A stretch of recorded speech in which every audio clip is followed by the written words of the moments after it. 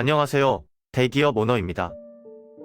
이번 영상에서는 릭 매기울리의 유명한 저서 저스트 킵 바잉에서 말하고 있는 개별 주식에 투자해선 안 되는 이유를 소개드리겠습니다. 이 책에서 릭 매기울리는 개별 주식에 투자해선 안 되는 이유로 재정적 이유와 실존적 이유를 말하고 있습니다. 말은 어렵지만 내용은 누구나 이해할 수 있도록 쉽게 쓰여져 있으니 끝까지 들으시고 투자 판단에 도움이 되기를 바랍니다. 그럼 시작하겠습니다. 재정적 이유로 스톡피킹에 반대하는 주장은 이미 수십 년 전부터 존재하던 전통적인 주장이다. 여기에 따르면 대부분의 사람들, 심지어는 전문가들조차 광범위한 기업 인덱스에 투자하는 것보다 더 좋은 성과를 거두기는 힘들다. 따라서 굳이 스톡피킹을 시도해볼 필요가 없다. 이 주장을 지지하는 자료는 수없이 많다.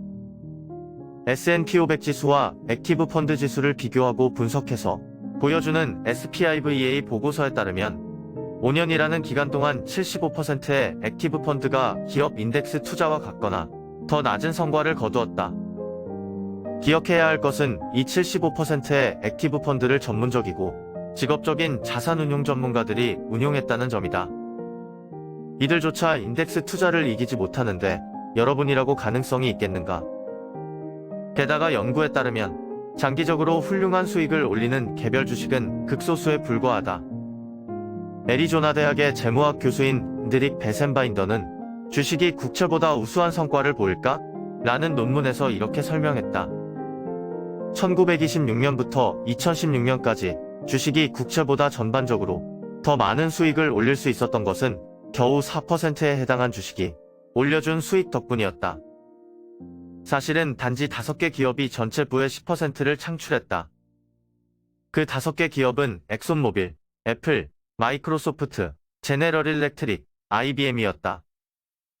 여러분은 4%의 주식 중 하나를 고르고 96% 중 하나를 선택하지 않을 자신이 있는가? 더구나 상위 4%의 산업계 거인들도 언젠가는 힘을 잃어버리는 날이 올 수도 있다. 지오프리 웨스트는 이렇게 추산했다. 1950년 이후 미국 시장에 상장된 28,853개의 기업 중에서 2009년 현재 22,469개, 즉 78%가 문을 닫았다. 사실 기업 형태를 막론하고 상장 기업 절반이 10년 이내에 사라진다고 한다. 웨스트의 통계 분석은 주식시장의 일시적인 성격을 잘 보여준다. 더 간단한 지표도 있다. 1920년 3월 다우존스 지수에 포함되었던 20개 회사 중 100년이 지난 후에도 여전히 이 지수에 포함된 기업은 단 한 군데도 없다. 영원한 건 절대 없다. 이제 무엇이 문제인지 확실히 알았으리라 생각한다. 넓은 바스켓에 담아놓은 여러 주식의 수익은 아무리 뛰어난 전문 투자자라도 이기기 힘들다. 더구나 여러분이 수익성이 높은 주식을 찾아낼 가능성은 매우 낮다. 심지어 상위 4%의 수익을 올린 주식이라고 해도 영원하리란 보장이 없다. 그래서 인덱스 펀드나 ETF에 투자해서 많은 주식을 소유하는 편이 개별 주식을 고르려 노력하는 것보다 훨씬 낫다. 더 높은 수익을 올릴 수 있는 데다 스트레스는 훨씬 덜할 것이기 때문이다. 그런데 개별 주식 투자를 반대하는 데 있어 이런 재정적인 이유보다 더 설득력 있는 것이 있다. 바로 실존적 두려움이라는 이유다. 스톡피킹에 반대하는 실존적 이유는 간단하다. 투자를 하는 사람이 갖는 한계 때문이다. 여러분이 개별 주식을 잘 선택할 수 있을지 어떻게 알 수 있단 말인가? 어떤 사람이 특정 분야에 재능이 있는지 판단하는 데 드는 시간은 비교적 짧기 마련이다. 예를 들어 유능한 농구 코치라면 몇 분만 지켜봐도 어떤 사람이 슈팅 능력을 타고났는지 파악할 수 있다. 처음에는 운이 좋아 던지는 슛마다 들어간다고 해도 결국에는 실제 슈팅 비율이 가까워지기 마련이다. 컴퓨터 프로그래밍 같은 전문 분야도 마찬가지다. 훌륭한 프로그래머라면 아주 잠깐 사이에도 상대방이 제대로 된 프로그래머인지 아닌지를 파악할 수 있다. 그러나 스톡피킹의 경우는 어떨까? 어떤 사람이 정말 주식을 고르는 재능이 탁월한지 판단하는데 어느 정도의 시간이 필요할까? 1시간? 일주일? 1년? 수년의 시간이 필요하다고 가정해보자. 그런데 심지어 수년의 시간이 흐른 뒤에도 여전히 확실히 알기 어려울 수도 있다. 다른 분야에 비해 스톡피킹에서는 성패의 인과관계를 판단하는 것이 매우 어렵기 때문이다. 농구 경기나 컴퓨터 프로그래밍은 행동 직후에 그 결과를 알 수 있다. 농구 경기에서 공은 링을 통과하거나 혹은 통과하지 않는다. 프로그램은 제대로 돌아가거나 혹은 돌아가지 않는다. 하지만 스톡피킹의 경우 지금 결정을 내린다 해도 그 결과를 알 수가 없다. 기다려야 한다. 이 피드백 과정은 몇 년이 걸릴 수도 있다. 또 스톡피킹을 해서 얻은 성과를 S&P 500과 같은 인덱스에 투자했을 때와 비교해야 한다. 절대적으로는 돈을 벌었을지라도 상대적으로는 손실을 보았을 수 있기 때문이다. 게다가 어떤 주식을 선택한 이유와 그 주식으로 얻는 성과 사이에는 아무런 상관관계가 없을 가능성이 크다. 예를 들어 여러분이 2020년 말에 GME의 경영 실적이 좋아질 것이란 기대로 주식을 사기로 결정했다고 가정하자. 2021년이 되자 투자자들이 열광하면서 GME 주가가 폭등했다. 여러분은 긍정적인 성과를 손에 쥐었지만 그 성과와 처음 주식을 사기로 결정했던 이유와는 인과관계가 성립하지 않는다.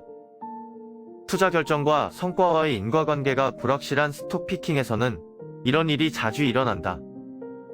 여러분이 예상했던 변화로 인해 주가가 오른 경우가 얼마나 되는가? 예상과는 다른 변화로 인해 주가가 오르거나 내렸던 경우는? 그렇다면 시장 상황이 불리하게 변할 때는 어떻게 해야 할까?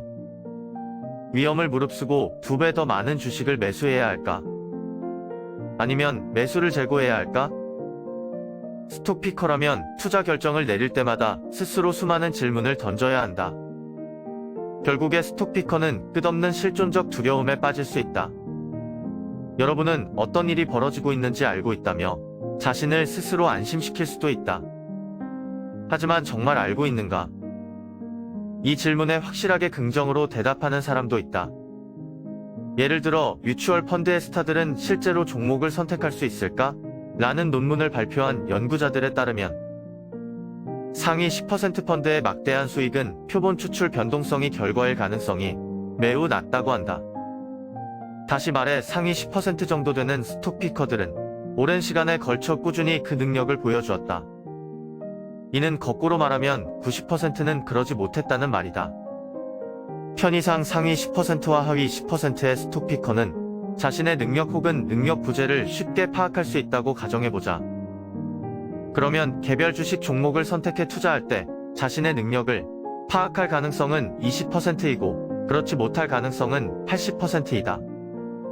그렇다면 스톡피커 5명 중 4명에 대해서는 종목 선택을 잘한다고 증명하기 어렵다는 말이 된다. 내가 말하려는 실존적 위기란 바로 이런 것이다. 왜 자신이 잘한다고 증명할 수도 없는 게임을 하려 하는가? 혹은 이를 직업으로 삼으려고 하는가? 자신의 재정 상태에 비추어 얼마 안 되는 돈으로 시도해보는 건 나쁠 게 없다. 하지만 그렇지 않은 경우라면 자신이 능력을 입증하기도 힘든 분야에 왜 그리 많은 시간을 낭비하고 있는지 묻고 싶다.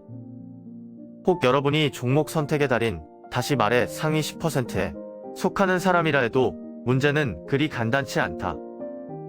예를 들어 불가피하게 수익이 저조한 시기를 겪게 되면 어떻게 해야 할까?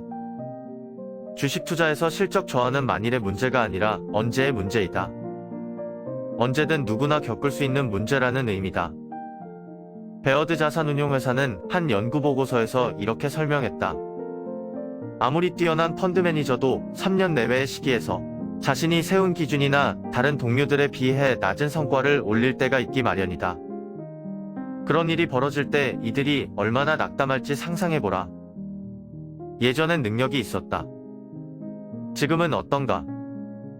제 아무리 뛰어난 투자자라도 경험할 수밖에 없는 일시적 소강 상태일까? 아니면 감각을 잃은 건 아닐까? 물론 어떤 분야에서든 감각을 잃는다는 건 쉽지 않다. 하지만 실제로 잃지 않았다고 확신하지 못할 때 더더욱 힘들다. 오늘 영상 여러분의 투자에 도움이 되기를 바랍니다. 끝까지 시청해주셔서 감사합니다.